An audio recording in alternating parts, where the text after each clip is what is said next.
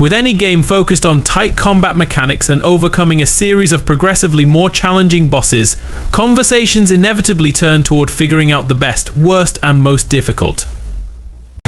Black Myth Wukong is no exception to this thanks to its 100 boss encounters, with many of those offering unusual challenges to those wishing to defeat them. Of course, Black Myth Wukong's bosses tend to get more difficult stat-wise as the game progresses, but stats aren't everything. Movesets, hit timing, unique effects, conditions, and player progression all play a role, so while a later boss should be more difficult on paper, that is, as many Soulsborne veterans know, not necessarily the case. Sometimes, even easy bosses can rate a top 10 spot for the amount of trouble they cause. In terms of overall power in Black Myth Wukong, White-Clad Noble ranks near the bottom. He doesn't have much health and hits for relatively little damage. He's also many players' first taste of what boss encounters in this game are actually like though. He cannot be easily cheesed in the same way that Wandering White can, and some correct dodge timing must be learned in order to avoid and deal decent damage. White-Clad Noble is more or less the first real challenge players have to overcome, and a fun benchmark against one's progress later on. He's terrifyingly tough for the beginner, yet trivial to any truly accomplished Destined one. If White-Clad Noble is the introduction to how things are in Black Myth Wukong, then Tiger Vanguard is its first major skill check. Where White-Clad Noble and Black Bear Gwai were slow and meandering, Tiger Vanguard is crazy fast and utterly relentless. His fight is so much worse than anything before that there's a running joke that his pool is filled with the blood of all the newbies he's killed. There's only one thing to do when it comes to Tiger Vanguard: die until you don't. There aren't any secret items to help in this fight, and grinding extra ability points only does so much. It's either adapt to the fight and progress, or don't and quit.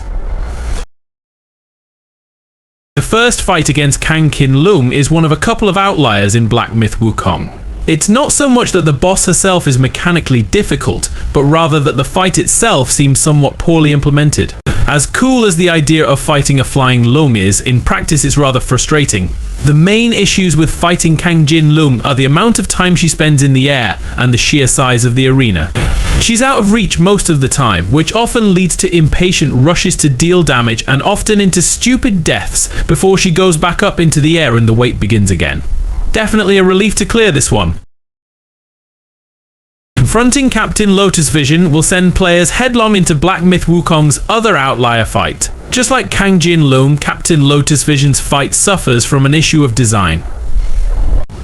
In his case, the issue is a reliance on projectiles, something that the game doesn't give players many tools to deal with. Outside of staff spinning the minor projectiles away, most of this fight must be spent attempting to dodge high damage sniper shots and the laser hazards that fill the arena.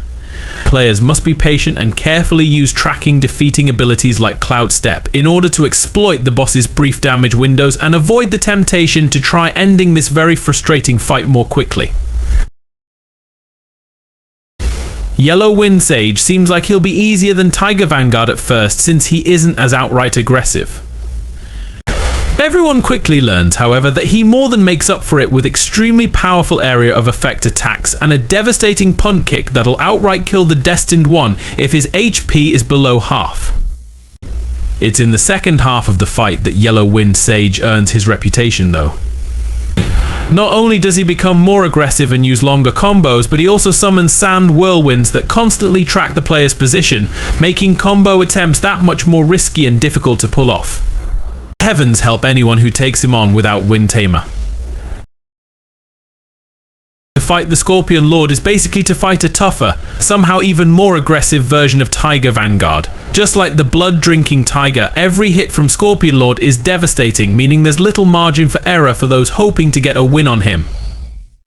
What really sets him apart from his predecessor, though, is his enraged unpredictability and his ability to inflict poison status. So not only is it more difficult to predict what he'll do next, but guessing wrong can easily result in a quick and brutal death. Perhaps it would have been better to leave him and his wine alone, eh?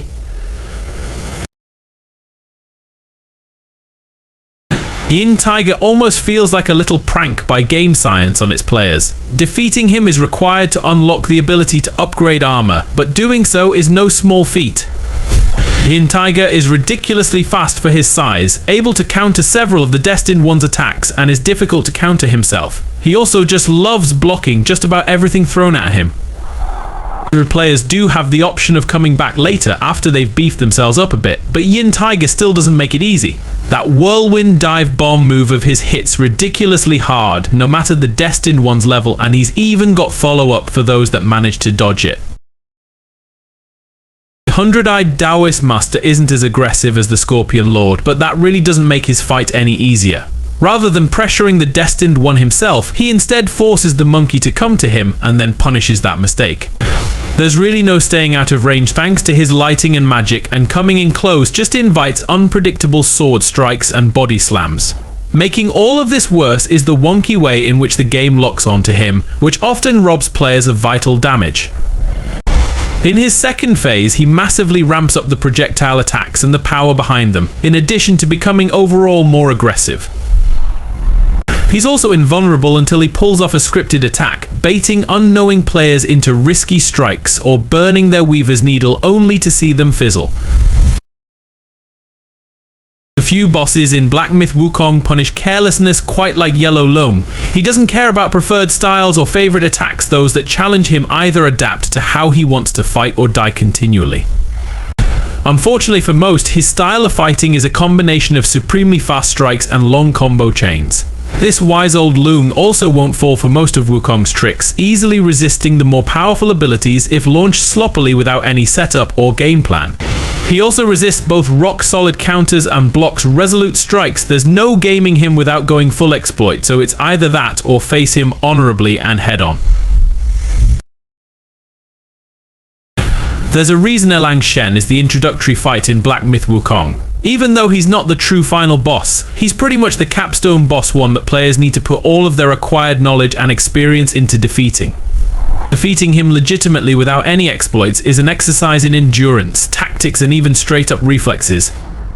It's not enough to land a hit on Elang and expect to deal damage. No, one must first exhaust his full health bar of a shield and then only get a brief damage window. All the while, players must dodge flurries of spear attacks, harassment from his familiar, and regularly having their own attacks blocked near effortlessly, among other fun things. The reward is worth it, but man does the game make players work for it.